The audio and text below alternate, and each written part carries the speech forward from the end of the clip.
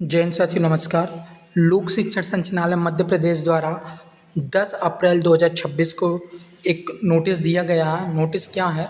तो ये नवयुक्त शिक्षकों के लिए है जिनकी परीक्षा अवधि 3 साल की कंप्लीट हो गई है, प्रोबेशन पीरियड, उनके संबंध में है।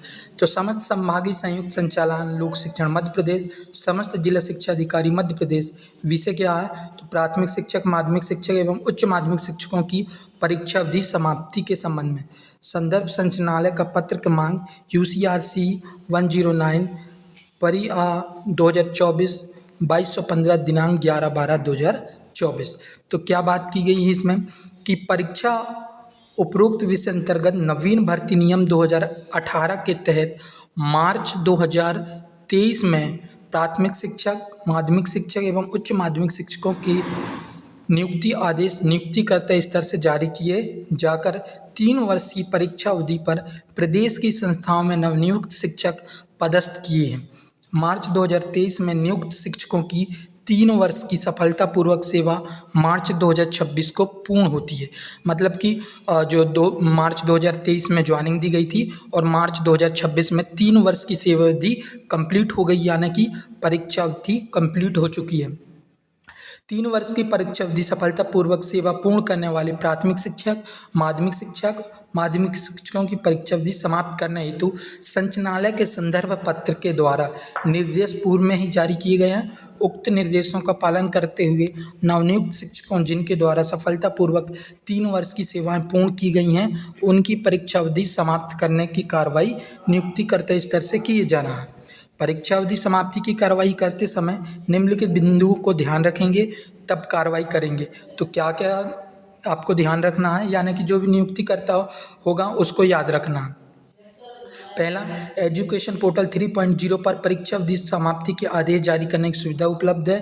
प्राथमिक शिक्षकों की परीक्षा अवधि समाप्ति के आदेश ऑनलाइन प्रक्रिया के तहत ही जारी किए जाएँ।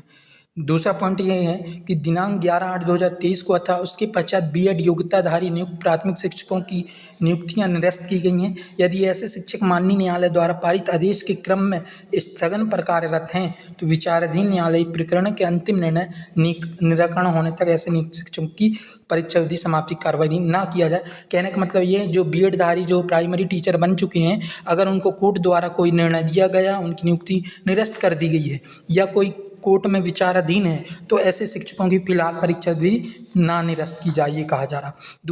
तीसरा पॉइंट ये है कि दिव्यांग श्रेणी में नियुक्त प्राथमिक शिक्षक, माध्यमिक शिक्षक तथा उच्च माध्यमिक शिक्षक जिनका दिव्यांग श्रेणी में नियुक्ति का प्रकरण माननीय उच्च न्यायालय में विचाराधीन हो एवं निर्णय निराकरण होने तक इनकी भी परीक्षा अवधि नहीं की जाए, समाप्त ना की जाए।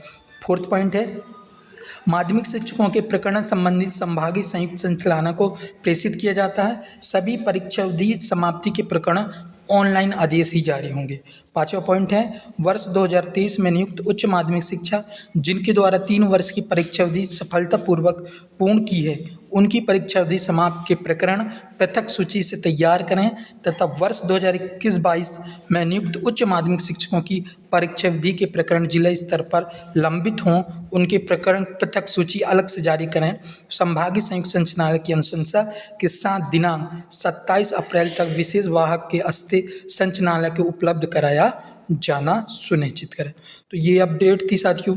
अगर आप लोग भी नवनियुक्त शिक्षक हैं तो आपकी परीक्षा अवधि समाप्त कर लीजिए और 70, 80, 90% से सीधे 100% वेतन पर मान पर आ जाइए। तो साथियों, अगर आपको इसी प्रकार की अपडेट चाहिए तो आप हमारे चैनल को सब्सक्राइब करें, लाइक करें, शेयर करें, ताकि आप तक वीडियो इसी प्रकार की अपडेट मिलती रहेगी। जय हिंद साथियों, मिलेंगे नेक्स्ट वीडियो में। तब तक के लिए आप सबको भारत माता की जय।